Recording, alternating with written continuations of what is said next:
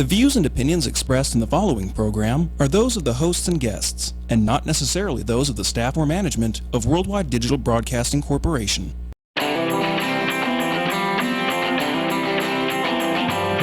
Hot topics, food, fun, entertainment, and serious business. Live Las Vegas with Rikki Cheese. So glad you joined us again here for Live Las Vegas with Rikki Cheese, a very special panel joining me today in honor of September being National Childhood Cancer Awareness Month. And for me, this has been a big awareness month. I was just talking to all three of my panelists.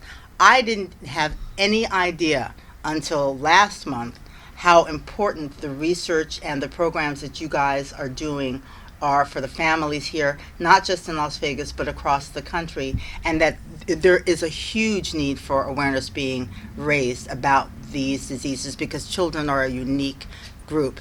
And coming up, also, we're going to talk about a big fundraiser that's happening in North Las Vegas. It's called Pigs for the Kids, and it's going to benefit all of the groups that are represented here today. So that's what we're going to talk about, cancer being the leading cause. This is what knocked my socks off. Cancer is the leading cause of death by disease in children under the age of 15 in the United States. That's just mind-boggling. So we're going to talk about that with, down here, Dr. Alan Nakeda, who is pediatric oncologist. He's with Children's Specialty Center of Nevada, Cure for the Kids. We've got Jeff Gordon, who's the president and CEO of the Nevada Childhood Cancer Foundation. And, of course, we've got Melissa Cipriano, who is with, of course, Candlelighters. And you three, your organizations are all going to be benefiting from Pigs for the Kids, the big event that's going to be held at Craig Ranch Regional Park coming up on September 23rd.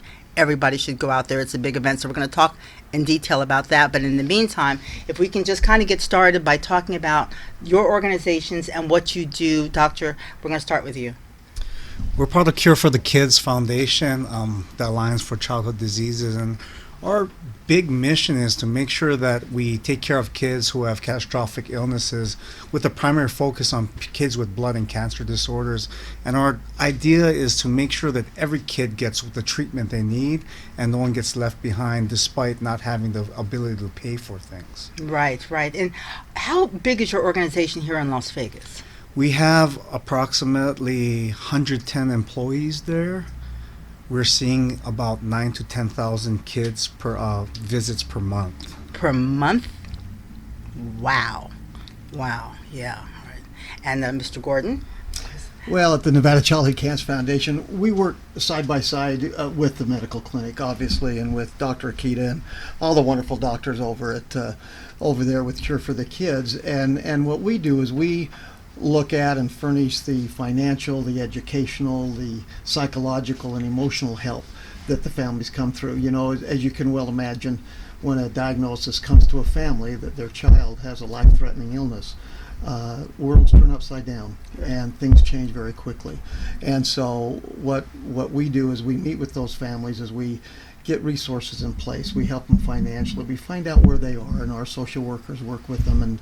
And we work not only just with childhood cancer, but also the sickle cell population and other life-threatening diseases, any blood and immune-related diseases. So we get to help the docs as they care for them medically and what we do. And working a lot with Melissa at Candlelighters, we get to work with a lot of the same families because they need so much. And I don't think one organization could handle all that is needed there. So yeah. We do it in that fashion. And Dr. Akita was saying this is also National Sickle Cell Awareness Month as well. Yes, yeah. So that's when we don't really hear about that much anymore. Yeah, that unfortunately, sickle cell disease has not had great attention paid to it. Luckily, the government is finding that it's very important for these patients to get proper treatment, and now there is a HRSA grant that's available, of which we participate in also. So research for sickle cell disease, how to get in contact with all those patients, ensure they're getting proper care. And we now have a comprehensive care clinic for patients with sickle cell disease. That's amazing. Which is wonderful because sickle cell is, as you say, it's kind of a disease that is not out there as much, but it's a lifelong disease to these children, and as they go throughout life, and so as we work with them, we're the Nevada chapter of the Sickle Cell Association of America out of Washington D.C. So that's a population that has a lot of work that people just don't hear about. Right. And one of the organizations, though, that is near and dear to everybody's heart, because everybody knows about Candlelighters in some way, shape, or form. You guys get a lot of support from the media community, and so that's also why I wanted to have all three of you on, is because the word has got to get out. And as a native, I was stunned. I knew about Candlelighters, and I kind of know about your organization, did not know about your organization at all, and I realized that, you know what, there's a hole here in terms of media coverage about children and cancer. Yeah. Absolutely. Candlelighters has been around since 1978. And, echoing Jeff's words, we provide so many similar services, but both organizations could not handle all of the expenses and the things that come with childhood cancer diagnosis. And the one thing that we just focus on is a childhood cancer diagnosis. And we treat the entire family. We include all of the siblings in our activities, and we provide emotional support, quality of life programming, and financial assistance to help these families throughout their cancer journey. And we also provide, some of our kids have to travel out of state. We don't like them to. We like them to stay home, but we provide those travel costs associated with that. And we also provide, in our world, not all the kids make it. And we provide those bereavement services. We help pay for funerals. And we continue our services with the emotional support throughout. You can't put a price tag or a limit on how many bereavement sessions a family needs, and we have unlimited counseling with our marriage and family therapist, so and our art therapist as well. And we work hand in hand. Our kids are your kids, and we wouldn't be around if it wasn't for Dr. Ikeda and his entire staff. So we collaborate on many things, and it's important for all of us to get that word out there, and not just September, but 12 months out of the year. We have to remind people these young heroes are getting cancer, sickle cell, other diseases that are causing havoc on their little bodies, and it's not fair. Right. And we need organizations like ours supported by our community. Well, I actually stumbled on this whole topic looking for a story on the fight day, and I went over to McMullen's Pub. And I have, in my mind, I thought, oh, the poor Irish are going to be so sad, and they're going to come and they're going to flood the place. And the manager, Brendan Lee, said, "Nah, Rikki, that's not a story. This is the story that you should be doing. You should be doing a story about St. Baldrick's and Brian and Lynn McMullen, who are very, very active in that organization." I said, "Well, really? Well, I knew about the head shaving, but I had no idea about the need for research. I think, like so many people, it's a fun event, so it's fun to cover it, but the underlying message and the underlying need is very, very serious. So let's talk about research right now. Why is research so vital when it comes to children and cancer? I think in general, in medicine, research is very important. We need to progress that to have better outcomes, and not just people who live or pass away, but so that they have proper survival thereafter.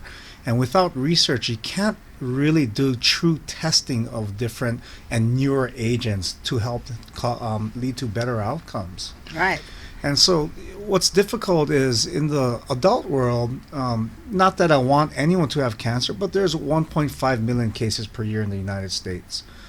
If you're a pharmaceutical company, a drug company coming up with a new medication, that's a lot of patients / customers / buyers to buy your medicine and to be treated upon that. So it makes sense for them to get into that business. In pediatric oncology, we have somewhere between 13 to 15,000 cases per year in the United States, which doesn't sound like a big number, but if you have one in your family, that's way too many. Right. And so we need to have some way to expand and progress that type of treatment, and the only way to get ahead of the game is to get into research. and help fund these programs. Whether it's bench, where they're looking at new medications, new chemicals, new compounds, new combinations, translational, trying to get it to the point where it can get into humans, and then especially clinical type of research where we're actually proving that it does make a difference for these kids. When I went on your website and I was looking at all of the trials that you're working on, it's like, how does this man sleep? but to be able to track that information is crucial. It's very crucial, and we're trying to put impetus even within the state to track some of these numbers a little closer. And it's interesting because that interaction that you had at St. Baldrick's, they're one of the largest foundations here in the United States, and they donate money to Children's Oncology Group. Right. And Children's Oncology Group is a national group that helps us to formulate and continue to place patients on these clinical research studies, because if you have 13 to 15,000 cases per year, in Las Vegas we're getting somewhere about 100 to 120 new cases per year. 1/3 being leukemia, lymphoma, 1/3 being solid tumors, and the other third being brain tumors. That number isn't high enough to make a big impact within your lifespan of trying to get better therapies. And so it's important that we participate in this cooperative group that are nationally built, so that we have the infrastructure to bring all the data together to improve therapies across the United States, and now it's going on across worldwide. Right. And Jeff, your organization has been here in Las Vegas for how many years now? 23 years now. Right. Been out there doing a lot of really, really good work. How do you see the landscape changing, or has it changed since you first got involved? Well, I think it's changed immensely. You talk about research and the importance of research. We would love not to have our organizations, and the research has come. I know I've been here at the organization, the Nevada Childhood Cancer Foundation, for almost 20 years now, going into my 20th year, and I look at the point when I started, we were losing a lot more children than we are now. We still lose children, and that's always a hard thing, but not at the rate that it was 15 years ago, even 10 years ago. And that's because of the research and what's going on in that, and that's why that research is so important. They are making progress. I know with the ALL leukemia, for example, that is a cancer that is, and correct me if I'm wrong, Dr. Akita, but probably the largest childhood cancer diagnosed. The most probably. common the most childhood common cancer, and we're getting 90 to 95% into remission, and we're curing somewhere close to 90% of these kids, which is amazing. And that when I started, that was down in the 50 to 60% range. So that's as important as what we do. And when the first pediatric oncologist moved here, to Nevada, Dr. Ronald O'Sees, he was the first actually practicing one that was here many years ago and no longer with us. But he saw the need for what we're doing in the community, because as all the medical help that they can give, that our wonderful doctors here give, there's that financial and social and emotional and educational help that has to be addressed, because these families' worlds turn upside down. Right. And what you do at Candlelighters is provide that. It's not, you can't call it a cushion. It's sort of that support for the entire family, because especially if you have other kids involved, like when we were there when a Give Tribe brought the backpacks in. And that was another big thing this year. I had no idea that these backpacks were so critical. I just thought, backpacks were, because I don't have any kids, so I've got dogs. And so, and they don't have backpacks. So I had no idea that backpacks are a lifeline for these kids, and especially with kids who have cancer. They've got all this stuff that they've got to carry with them, and it makes a big difference. Well, even at the back to school season that we just had, our families are so financially strapped. When they have to go to the clinic 3 times a week and they're paying out, 3 times a week in their co-payments. This is just an example on an average family. That could be upwards of $150, $250 a week, depending on their insurance coverage. We help with the co-pay reimbursements, and Jeff's organization also helps, financially as well. But all those little things add up. And, when children are on steroids, our families report they're ravenous, they're hungry, so their grocery bill goes up. Visits back and forth to the doctor, it's added mileage on their car, wear and tear on their car, gas, that they have to put in their car. So all of those things. And they can't work while And they're they there at can't clinic. work. Right. One sometimes two parents have to, especially if our parents have to travel out of state, but they have, we have done a couple studies. Our average family is like five children now, 4 to 5 children. So if, mom and child are out of state for, let's say, a bone marrow transplant, they've got 4 or 5 other children at home that somebody has to care for. So, the financial burden, so something just as little as school supplies to help these families get through their trying times. That's why we both have holiday programs. Yep. We provide over 130 Thanksgiving meals at Thanksgiving. And our families are so thankful. And that's why it's so important that we collaborate, that we work hand in hand. We help these families so we can make sure that they get the resources that they need to get them through this cancer journey, and to touch upon things that, from when I first started almost 11 years ago, is the long-term effects. And the clinic has done an amazing job at starting the clinic, and for patients that are, out of their treatment plan and they're on a road to, a healthy life. It's so important to educate those families on the return and making sure that they're getting checked. And so, Dr. Ikeda, you could touch more on that, but Right. I mean, that's what I've seen a huge improvement on, is that, we do have more patients living past their disease, and it's important, the educational part, because they have secondary issues, whether it's, Sure, and we were talking about this earlier. In the past we had talked about with cancer, it's 5 and alive, and you kind of get thrown away. But now we're smarter now. We're more educated now. We've learned that there are effects that can carry on throughout life, and it's not just kids, also adults who have cancer. The chemotherapies we give make them sick and can affect these organs. And we're successful in that. We're having them survive, but we're learning that there are other needs that they have. Quality of life. Quality of life. That's what I was saying on all 3 of your websites. That was a theme. Was yes, you're surviving, but what is your quality of life after you've now survived cancer? Yeah, so we have a clinic to make sure that we address these needs. Even patients who have gotten treatment outside the state because they lived there at the time and moved here, we'll get them involved so that we can address some of those needs and be proactive. And it's not that they're going to have every single side effect that's listed there, of hundreds of things that could happen. But we at least educate the families and the patients so they know what to look for. And okay, now it's the doctor because we need to come in to be seen. Right, yeah. And that touches on a great point. And I know with both of our organizations that once they come into our organizations, they're part of our families. And it's important that it is kept that way through all of the programs and service, through our camp programs, through everything that we do, and continually let them there, because there are effects from the chemo and all the treatments they go through.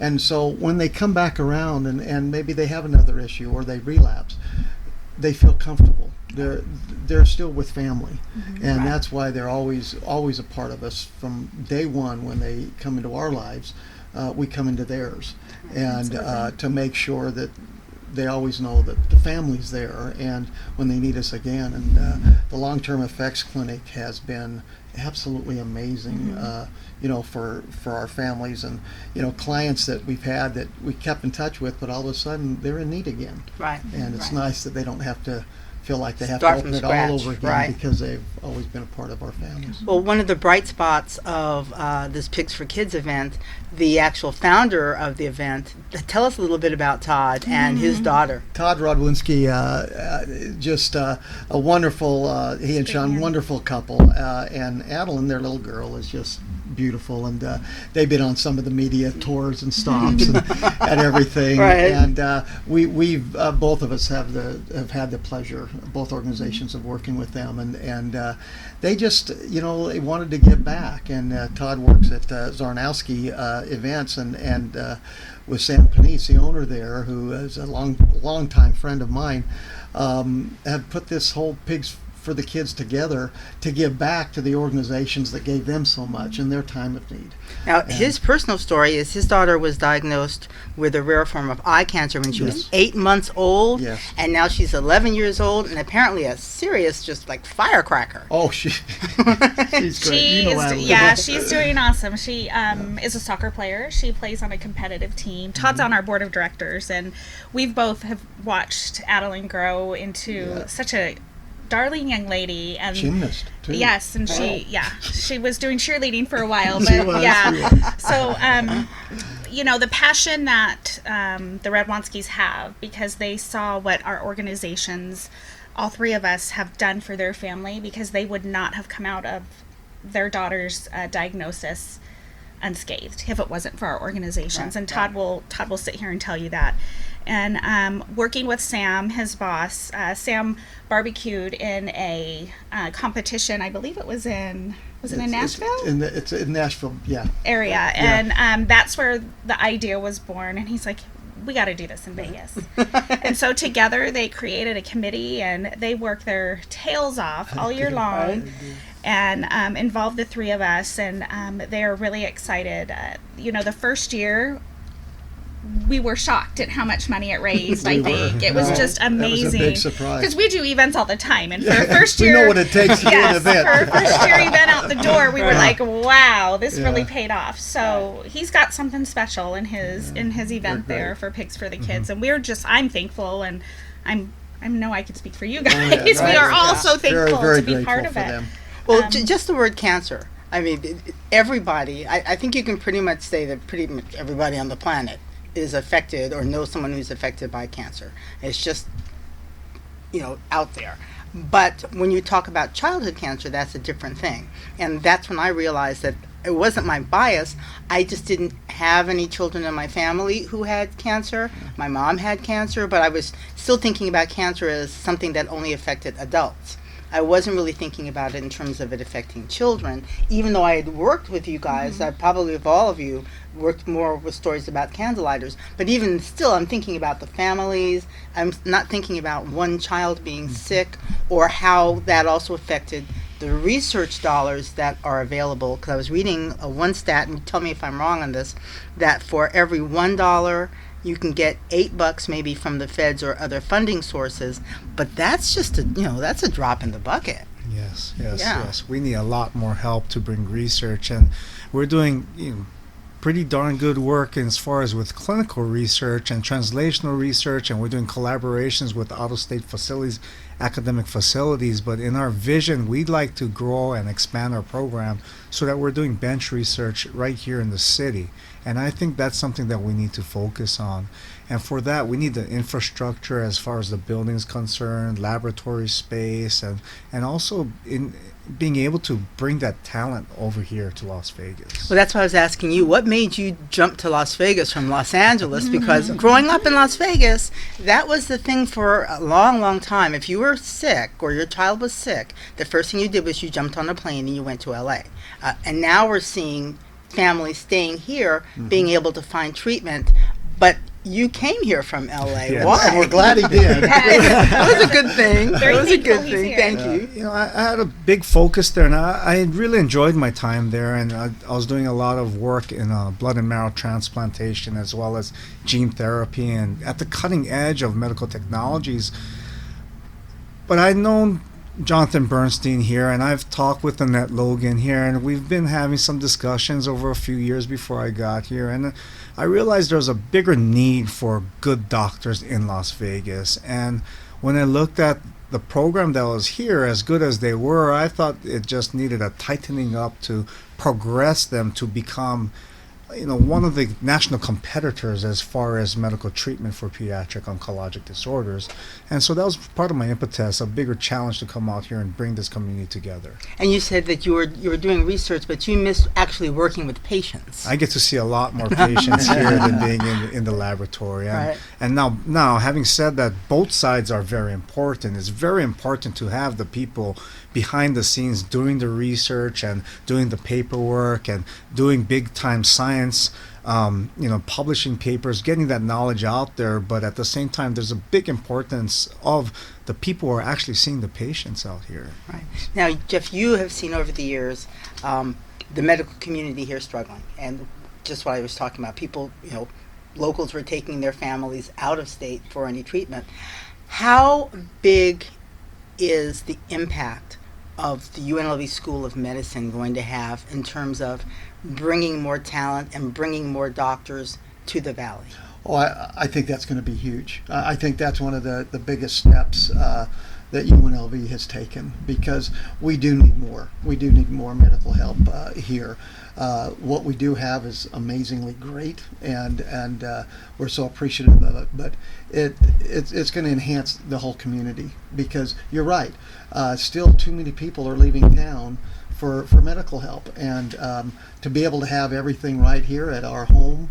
Las Vegas is growing up in so many areas, and we've seen that growth. But to have that in the medical school, and we're going to be able to keep people here, and I think that's going to have an impact far beyond what people realize it will. I had Dr. Atkinson on, Barbara Atkinson, who is the founding dean of the UNLV School of Yes. Medicine, on a few months ago, and that was the thing that she was talking about. It was so important. This first class of 60, they have full tuition, and she went up to the legislature and she fought for this so that they could stay in school and get the training that they need. But also, when they were going through apparently the screening process for all the applicants, one of the things that they looked for was a connection to Las Vegas. They didn't want to just give these folks money and then they flew away to Minneapolis or wherever. They were like, we want you to be a doctor, but we want you to be a doctor here. In talking with Barbara about that, she Right. was, that's very stringent on who they accept and everything. So that's great. That's what they have in mind. Right. Yeah, Yeah. that's awesome. And so now you've seen families, unfortunately, come back. You've dealt with them, and their child goes through remission, and then they have to come back. How heartrending is that for you? I think it's devastating for all of us, because, like echoing Jeff's words, they become part of our organization. They're our family. And when they relapse, it's heart-wrenching, because that their road and their journey is going to be even 10 times more difficult than their first time around. Why is that? It's just Their little bodies have gone through so much. They've gone through so much already, and they yeah. got to do it again. Right. the fears, the anxiety, the loneliness that all yeah. accompanies a childhood cancer diagnosis. It's almost like post-traumatic stress disorder in a way, because all of those fears come rushing back to the families. And recently I know there's a family that actually they're on their second child with a diagnosis. Wow. And it is just it's pretty tough to handle those, emotionally, those families.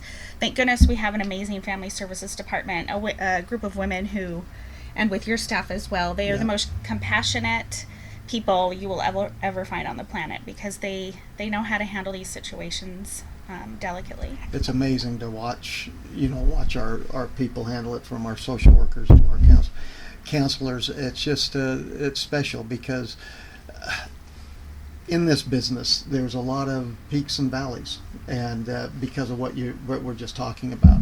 And once the relapse has happened, chances for cure and everything else is a little less, and it continues to go. So but it's amazing. It takes the right people to be involved with this, and the passion and the love.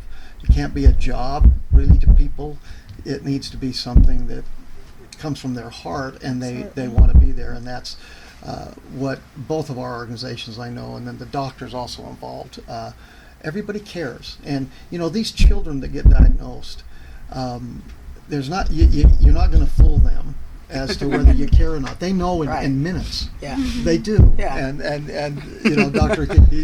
They're not going to sit here and try to say nothing's going wrong. They know that. So you're either there or you're not, and that's what all three of these organizations, I think, complement each other with, is we all care, so we can lean on each other when we need to, and it works. And some of the research that has been done, talking to Lynn McMullen, she said when her daughter Kyra, who was 2.5 when she passed, it's been like 20 some odd years since Kyra passed, in the 20 some odd years, what Kyra was diagnosed with, which was a misdiagnosis, but in that 20-year span, there have been, and you guys touched on this earlier, not necessarily cures, but treatments for all sorts of different childhood cancers that didn't exist, weren't even talked about when Kyra passed away.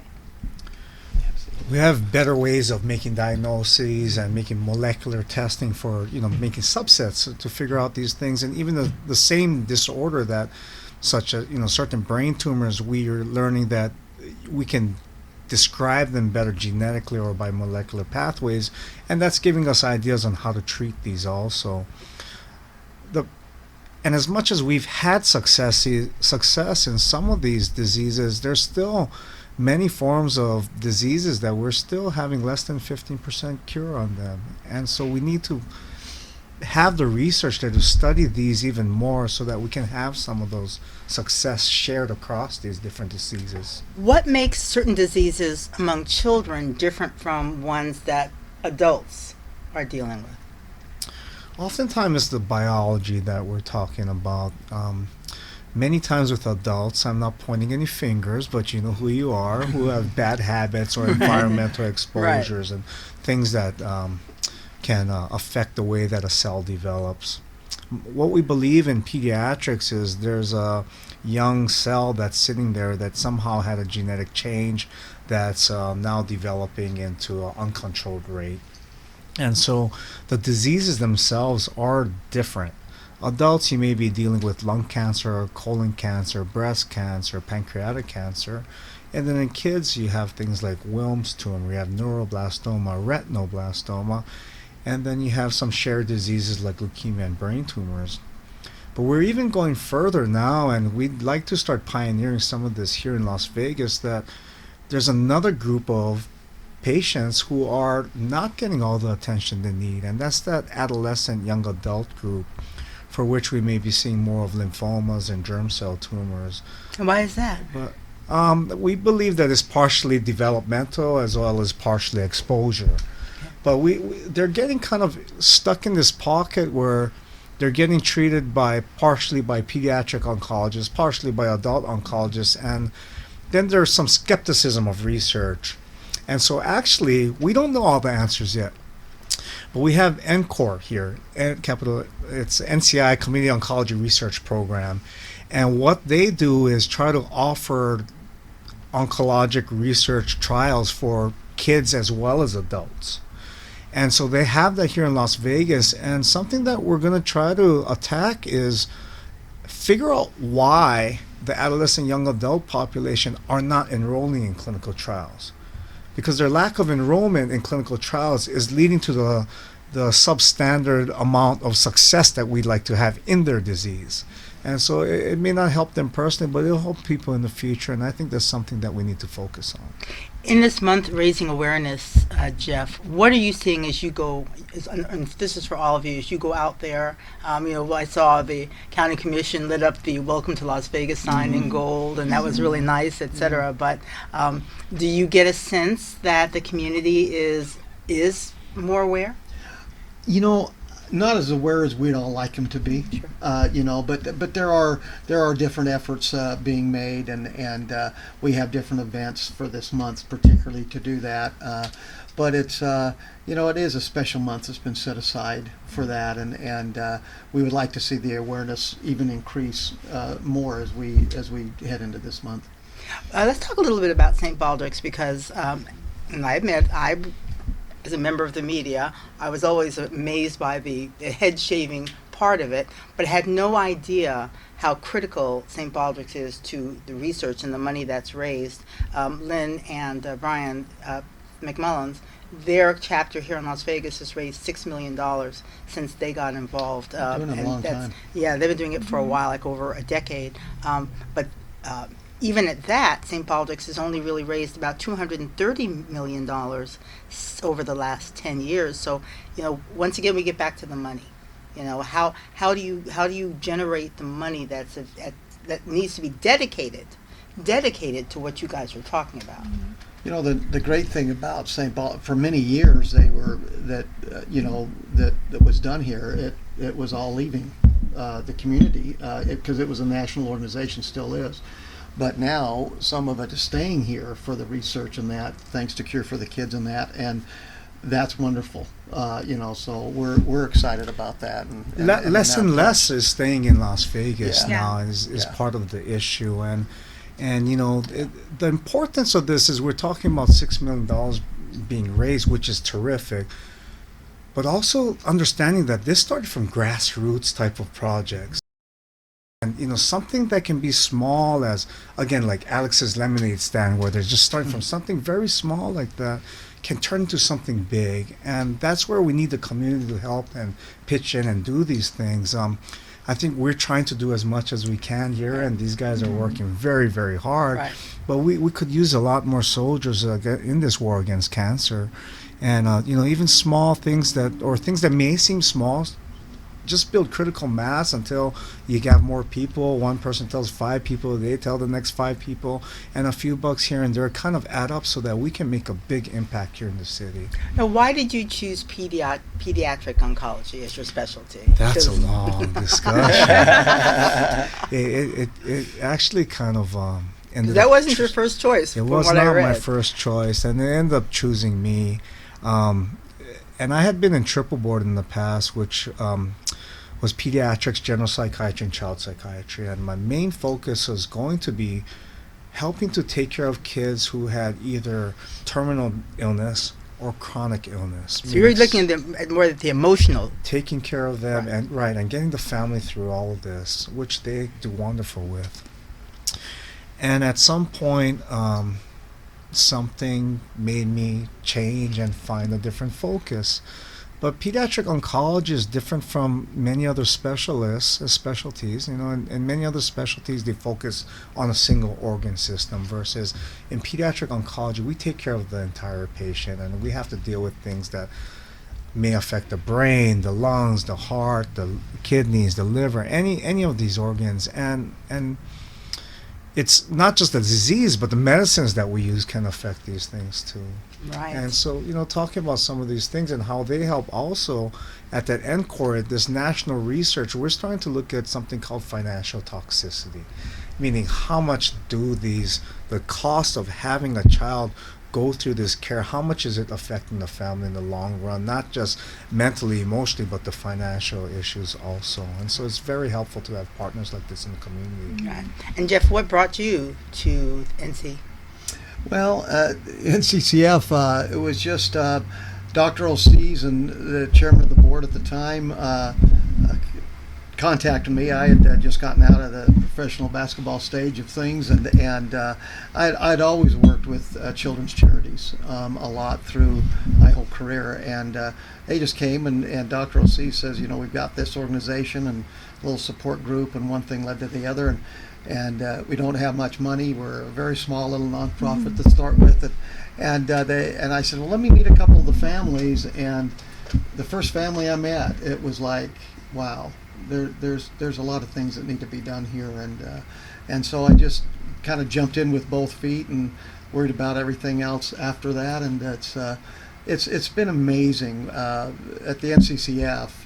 To see where we started in one little room at Dr. O'Sees' office and have continued to, and in November we're going to have the grand opening of our new building, the Britney Spears campus that she's done such a wonderful job with, of 16,000 square feet and everything else that she's totally paid for. And so we're grateful for that. But the most important thing is what services are being done within the walls of that, and the families that we're meeting with, and what we're doing. And it's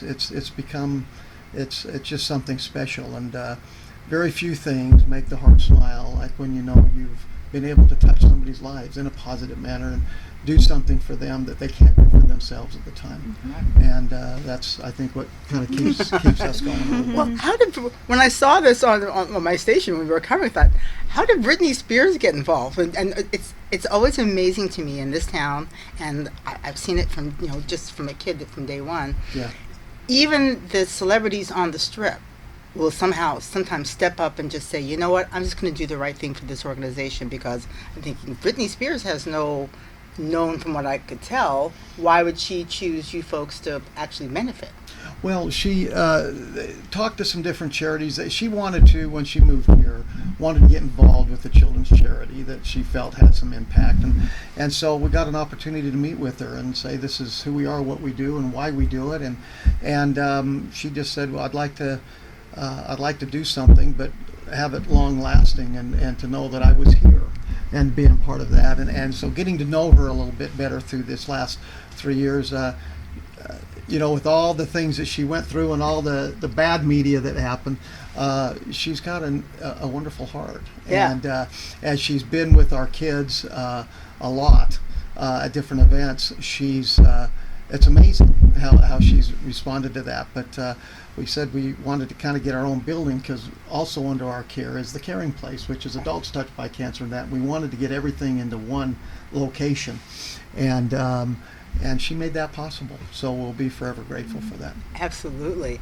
And for Candlelighters, which for some reason in my mind, your two organizations, I don't remember a time when you weren't here. It's just because I've just grown up with you. But for Candlelighters, it's more of a sort of like, I won't call it grassroots, but it's like people know about you guys, and it's sort of like you're the popular kids. Well, I don't know about that, but Yeah. our organization started by two families in 1978. They both were affected by childhood cancer. They both had children battling, and there wasn't an oncologist here in our community. So all of the children that were diagnosed at the time, in the late 70s, early 80s, were automatically sent to California, to UCLA. And during that time, correct me if I'm wrong, there was a lot of experimental. I mean, childhood cancer was, the diagnoses were pretty new in the late 70s, and so Survival rates were less than 5%, yeah. 10% at the time. Are you serious? Yeah. Wow. So, I mean, that was a death sentence. If your child was diagnosed during the 70s, these parents, they had no yeah, hope. they had no hope. Wow. And what's pretty ironic, how my path led me to Candlelighters, is after college I was a retail manager for the Disney store, and one of my greeters, one of my employees, was affected by childhood cancer, and her parents are the Lushers, and they're the founders of Candlelighters. So how my life has come full circle to where I am today is I don't know if it's, somebody up there is led my way to Candlelighters, but I worked in the media at Channel 8 for many, many years, and I was their community affairs director. Right. So I had the fortunate ability to work with all these wonderful nonprofits in the community. I did a lot of work with United Way, the school district, Komen Foundation, and I just wanted to be in the trenches. I wanted to work for a nonprofit and to do something that makes a difference. And it led me to Candlelighters, and they hired me as their development director, and the rest is history. When we had the ladies on from Safe Nest and Shade Tree, one of the things that they said was, when they lose funding, the first thing that folks want to cut, and I had no idea. I mean, this whole month, this is like Rikki Awareness Month, because I've been clueless about this. With federal funding, there are so many strings attached. There's so many things that the nonprofits who get this federal funding cannot do with the money. And one of the things that Stacy Lockhart was saying was, she said, we can't even set up a reserve fund. If we accept certain federal dollars, he said, but we've still got to pay the rent. We've still got to pay the bills to, the power bill and, water bill and all this other stuff. But if we accept that federal funding, we could only use it for this, and then we have to spend it all during a period of time. I had no idea it was that restrictive. So on one hand, in the news, you'll see that, in our coverage, they got $4-point-something million. Well, that $4-point-something million is not necessarily a good thing. It's not quite what it right. sounds like. It sounds, in the big picture, it sounds awesome, but we know from our grant writing experience that oftentimes when you do receive those federal funds, it costs the organization more money to manage the fund because of the requirements it takes to just the reporting and managing it than it does to actually benefit the organization. And there's less of it out there. Exactly. You may need an entire staff just to take care of the paperwork, but then they restrict you Right. from hiring someone who can actually administer do the that. medications. Right, yeah. Well, Yes. what is the climate now in terms of, especially, well, we've had the disasters now with Irma and Harvey and the fires that are still raging in the West, and now the earthquake in Mexico, a lot of the money. It just everything happening at one time when we still have the nonprofits who are struggling to stay afloat right now. When we talk about private dollars, are the dollars out there? Are people still giving to you guys? We will say we're very grateful for all that we're receiving. We are still having people in support. Speaking like Britney Spears, we have Cirque Couture entertainers who are putting on a show. They put it on once a year. It's coming up on September 29th at the Hard Rock Hotel, and people are donating and they want to come. And it's a great show also, and they put up some funds that we can use there to help our infrastructure and build and provide safe medical treatment at the cutting edge. But we always need to progress because in this field, the second you become stagnant, you fall behind. Right. Is there sort of like giving fatigue, Jeff? Are you running into that where people are saying, well, I've given so much? Of course you run into that. You have donors that are really great for a long time, and then they do that. But and you talk about the national disasters that are happening. Some people say, hey, I've got to help here, and so we do see the effect of that somewhat. We felt that with our 5K on Saturday. Exactly. It definitely, we got a hit from our Yeah. 5K tremendously because people were saying just that. I just gave to the hurricane relief, and I've got, and we as EDs, we understand that. As leaders of the organization, it happens. It happened when the past floods happened. It happened when there was Katrina. It happened with the fires in San Bernardino years ago. All of that affects the community. We're affected, because we're, there's only so many nonprofit dollars in the community, and that's what, so we're all in need of, and encourage everyone. But having said all that, and we are so grateful for the dollars that come forth, and amazed every day at the generosity of the Las Vegas community and with what they do. And they do answer the bell, and when we go out there and all of us go and do that, there's a lot of what we do is try to help them understand. And I like Pigs for the Kids, for example. They're not giving this money to some big national organization. They want the local people to benefit from that. And stay right here. And that's why people need to come out and support that. And it's a fun day. Well, and that's why these things are we're thankful for this opportunity because sometimes it's just a matter of awareness. People want to give something to something that's really good, but they just don't know we're here. And that's what I'm hearing from a lot of the groups that we've been having on the show is that people just need an avenue to give. If they know that they can do it this way, whatever the charity is, if you lay it out for them, they'll do it. It's just you have to kind of get them off the couch from thinking, well, I kind of want to give, because it was really easy for me this week to be able to say, on my social media, whatever, go through the American Red Cross, because I'm just kind of skeptical when all of these different little groups start popping up, and it's like, well, we're going to send money for relief. You don't know. You don't know where that money is really going. So I tend to really push for the national organizations, which I know are clearinghouses that have already been vetted, or for all of your organizations here in town. You've been here forever. Everybody knows who you are, and so we don't have to worry about something strange happening to the dollars. But this is a big event. This is the 3rd annual Pigs for the Kids, and it's just reading about it on paper and just looking at the pictures, it's wild. It is wild. I mean, the food is amazing. I mean, because you have, I think it's a competition. There's it's over barbecue. like 30 teams already signed up, and people as they come in get samples of all of that. And they're competing for, best sauce, best beans, best shoulder, best, ribs. Even John Lee, I know the mayor of North Las Vegas, is adding a new thing, the mayor's favorite. We don't know the details of it yet. It's supposed to be secretive, but that is going to be a new category with mayors only. They have I think he's bands just looking playing. for a place so he can like get extra samples. I was telling a bunch of our people about it, and I said, you gotta go into the VI Pigs tent, which is their VIP tent, but it's the VI Pigs tent. And he goes, well, yeah, but he said UNLV's playing Ohio State in football right in that time. And but I've been assured they've got TVs there so people can watch the game while they're in the tent, so you're not going to miss anything. So it'll. But they've got bands playing. They got over 6 bands out there. They have different categories of ways people could win. So they've got professional restaurants out there competing, as well as the backyard barbecuers. Right. And they added a couple more teams on this year, and just come hungry. Don't eat breakfast that day. And the VI Pigs tent, they have like Wolfgang Puck's Yes. restaurants, Blue Martina. That's I think who's serving Paymans is in there. Paymans is in there.